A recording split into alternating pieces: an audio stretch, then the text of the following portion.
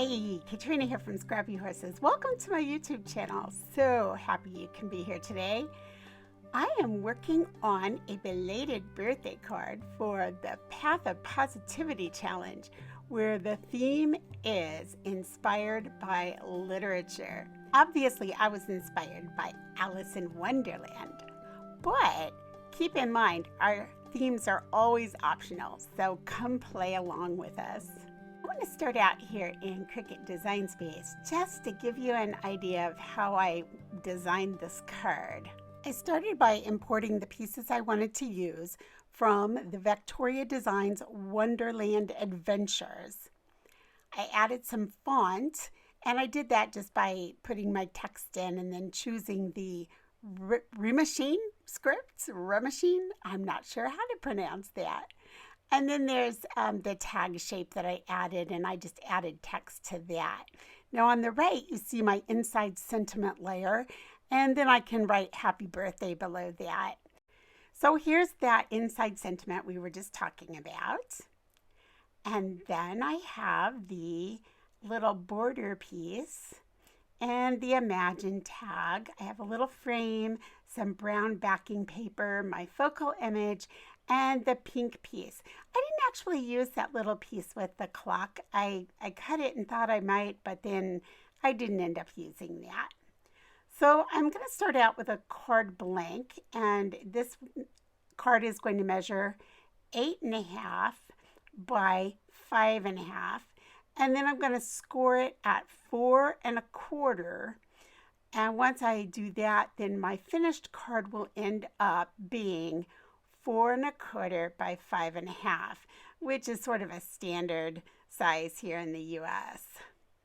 Now you notice I put my little score tool there on the 4 first. I always do that just to be sure that yes, I'm actually going to the 4.25. So it just keeps me safe there. All right, so I'm going to come in and I'm going to start inking. And I'm going to speed up this video quite a bit because watching people ink is pretty boring. So I'm going to go ahead and ink up my pieces. But first, I'm going to go ahead and adhere the inside sentiment to the inside of this card. I'm just going to pull out a little ATG, roll it right along, and we're ready to go. All right, here comes that inking I talked about, and I'm going to speed this up quite a bit. I'm just inking up this little frame, and I'm going along with my Pitt pen here, Faber-Castel, I believe. And I'm just going to go along and mark up the edges a little bit, give it a little dark around the edge there. I was hoping that by putting that dark edge on there, it would make it pop off the pink a little bit more. It ends up that I have so many layers on this card that most of this doesn't even show up at the end. You know, I watch people do these mixed media projects, and I think, wow, you know, we don't even get to see most of what went into the project because there's so many layers. And this card is an example of that. All right, so I'm going to go ahead and add a little bit of juniper ink here around the edge of my focal image. I like this image. It's so simple, and yet it's so effective. You know, she's just sitting there, all these clocks around her, and yet she still can't be on time. She's just sitting there drinking her tea, and she can't be on time. And, you know, sometimes I'm like that. You know, I'm sitting around, I've got all these clocks around me and calendar reminders and everything I have, and yet I'm still late with a birthday card. I don't know how that happens, but it does. All right, I decided that that brown paper wasn't quite dark enough, so I'm going to go in and darken it up with my Pitt pen. I'm going to go ahead and edge out my tag. My colors here I'm using are just a blush pink, and I'm using a juniper ink and also a brown, a light brown cashmere. They're all close to my heart inks, and they're all retired. So you're probably not going to find those colors, but I'm sure they have comparable colors. Okay, so let's start assembling this. I'm going to start by just adding that pink layer to my card blank. And next I'm going to move on to this little embellishment. And I decided it would be fun to put a ring on it, a jewelry ring. Well, after I did that and I got it on there, at the very end of my card making, I decided, oh my goodness, I know what I want to do. I want to add a clock jewel, you know, a little clock charm to this at the top. And so I did, and I didn't catch it on video, but we'll talk about that again at the end. But all I did was I just untwisted that, stuck the charm on, and that was done then. All right, laying this out was probably the hardest part for me because, again, I was trying to make all the elements show and yet keep it all on the page. So I spent a lot of time fussing with this, and I cut a lot of that from the video because we would have been here forever watching this. I knew I wanted to use the shimmer trim on the side, but that shimmer trim was just too wide. So I keep my mats underneath the glass that I work on, so I just pulled this one out, decided how long the shimmer trim needed to be. I went ahead, laid my scissors down there just to hold it in place so I could see if I could actually line up my ruler halfway and slice this in half. And it worked. It worked out just fine. So I sliced it at the length I wanted it, lined up my ruler at that half mark there, which is actually a quarter, and took a single-edged razor blade and just sliced that in half. So now it's thin enough that it's going to fit underneath there just fine. I originally thought I was going to use it right along the edge of that piece right there. However, I decided, you know what, I'm going to slide it just slightly under, which means I probably wouldn't have had to have trimmed it at all.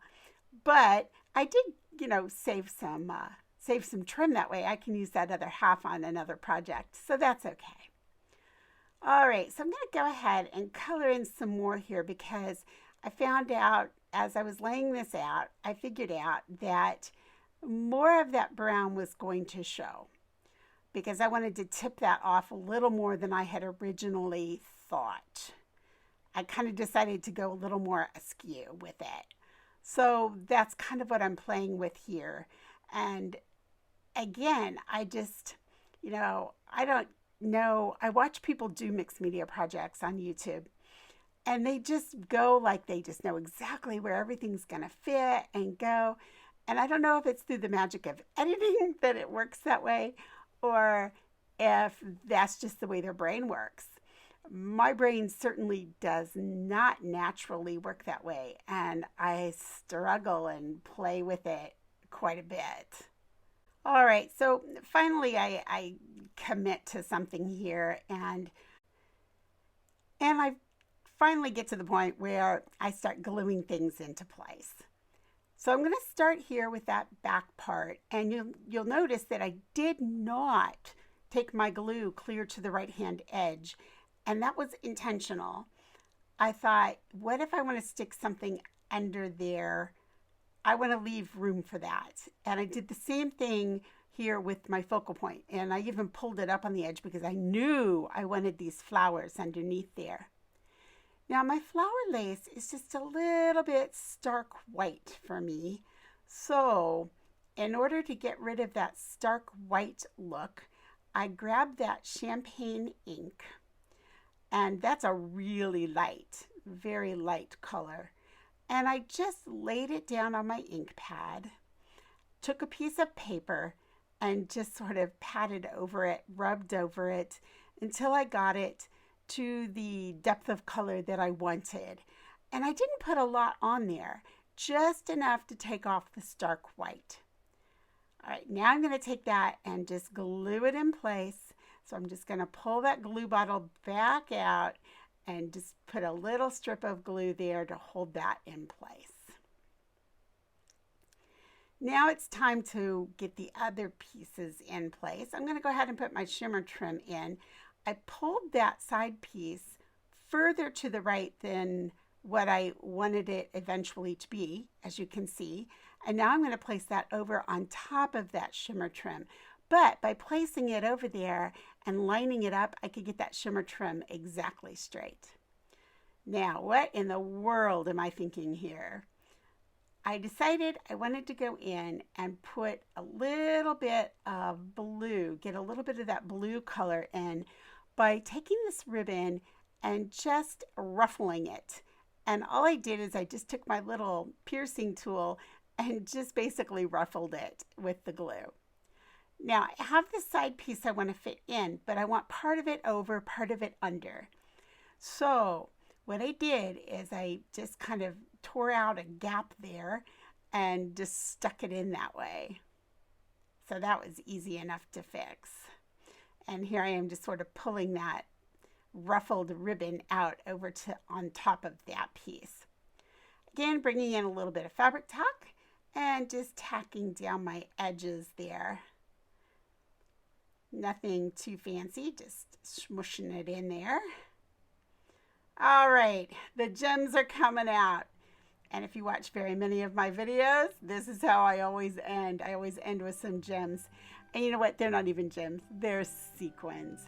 These sequins are really old. I mean really old. I have a lot of really old craft supplies, and I thought these would be perfect on this card. So I am pulling those and just sort of strategically placing them around just to give the card a little bit of glitz. Now you see that little bow down in the right hand corner? I lost that. I mean, I just gave up on that. I fought with that little bow forever. All right, so here comes the Imagine tag. It's coming on, but like I told you earlier in the video, I went ahead and I added this little clock. So you can see how I just added it on there to the ring. All right, you listen to me yammer on enough about my procedures and my thinking. So thanks for sticking with me. I appreciate your time. Have a wonderful week, and I'll catch up with you in the next video. Bye.